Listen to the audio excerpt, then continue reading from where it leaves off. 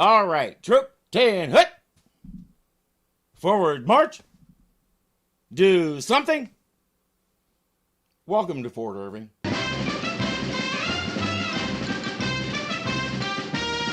The men are throwing a party. It's the 30th anniversary of Duffy getting wounded at the Alamo, and the captain thought it would be nice to celebrate. We even have a cake.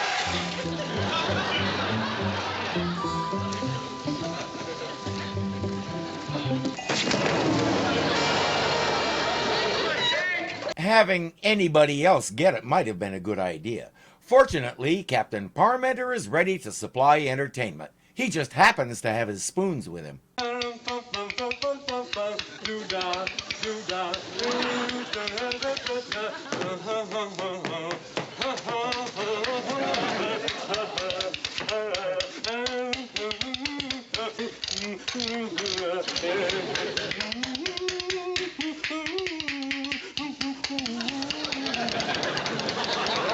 I never got any good at playing the spoons. Then again, I gave it up when I was about 9. Obviously, he kept practicing.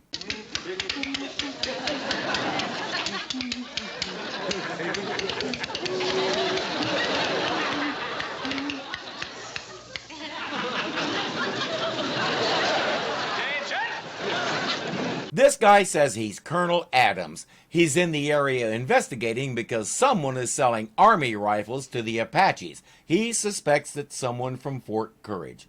It's definitely not O'Rourke and Agarn. They don't do guns. They're strictly trinkets and souvenirs. This gun stuff could be bad for business, so they're on it. Now, I'll do everything I can to cooperate in this investigation, Colonel, but I can assure you that my men are innocent. I'm telling you, Parmenter, if you want to keep those captain's bars, you'd better change your tune. Well, I can also play it way down upon the Swanee River.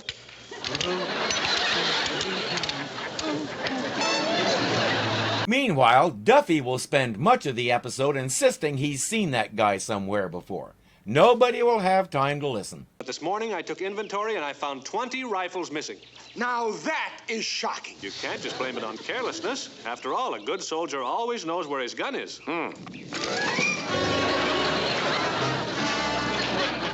That's 20 missing rifles and 1 pistol. The 3 of them start snooping around the fort, trying to watch the men while staying out of sight. Needless to say, we get several good pratfalls in the process. Not to mention this. Where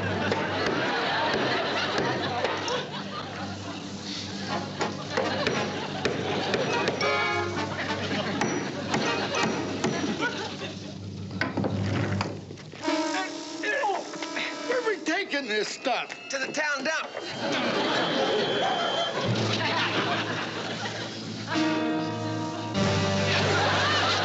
I think we all agree that Larry Storch is both one of a kind and a national treasure. None of their sneaking has produced a thing, but the captain says, suppose there's a trooper here who's so clever he's made it so nobody would ever suspect him.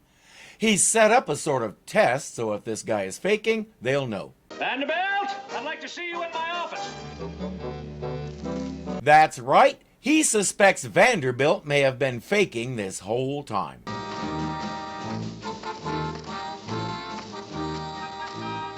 Look at that. He hasn't bumped into a thing. And that's the first time in 3 years he hasn't fallen over the flag rail. First time in 4 years he hasn't tripped over those cannonballs. It's starting to look suspicious. He's making his way through the obstacle course the captain created as if he can see every little item. Look.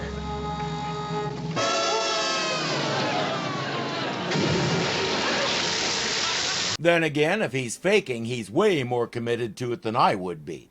This is getting nowhere. Jane comes in a little unhappy because she and Wilton haven't gotten to spend much time together. She says, let's fix that.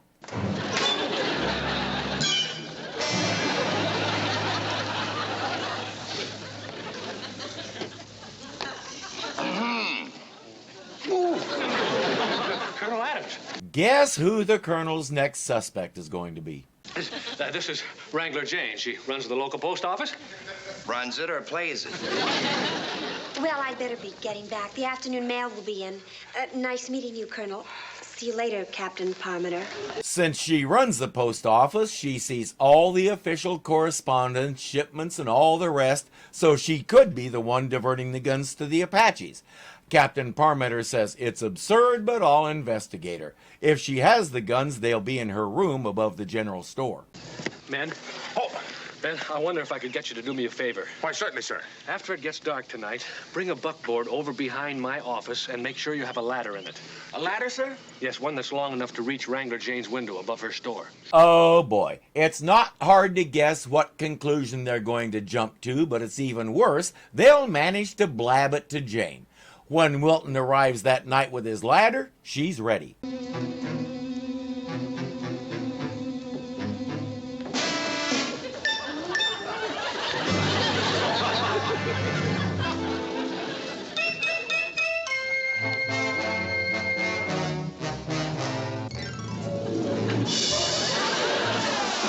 And eventually he'll be ready too.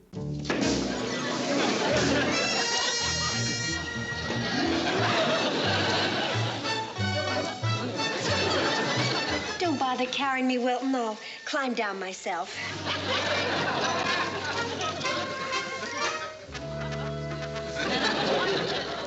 Jane gets to the bottom where O'Rourke and Agarn are waiting, but someone's missing. Usually when two people get married, they're both there for it.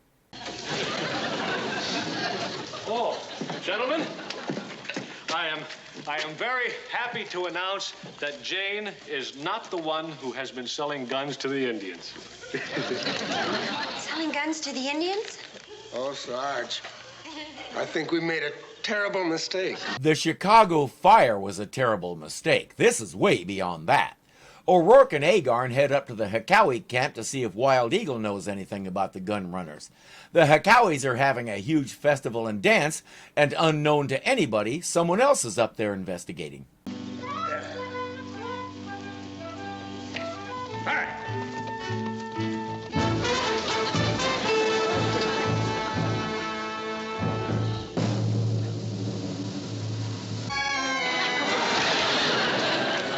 It's time for the dance to start. Everybody join in.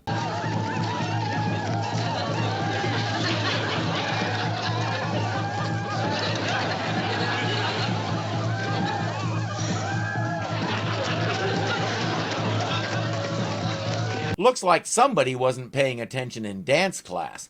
I know it seems like sometimes Wild Eagle and Crazy Cat are a little slow, but even they can see there's something weird about this guy. Now we have dance contest. Choose partners. And the one, and the two.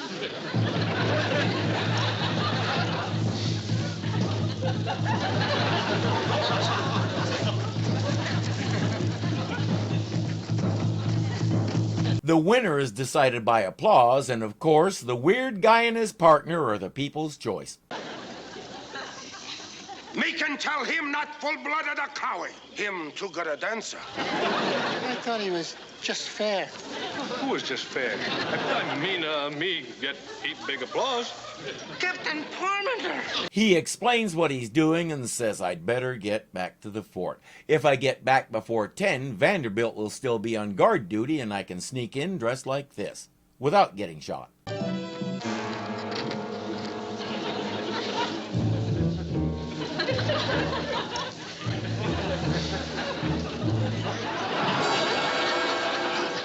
I told you I'd meet you at Wild Horse Canyon. Huh? I've got the buckboard loaded with rifles. The whole plan could have blown up because of you. Uh-huh, we all saw that coming. He says, I have the rifles and the captain's pistol. Parmenter says, me no believe you got captain pistol. Me see.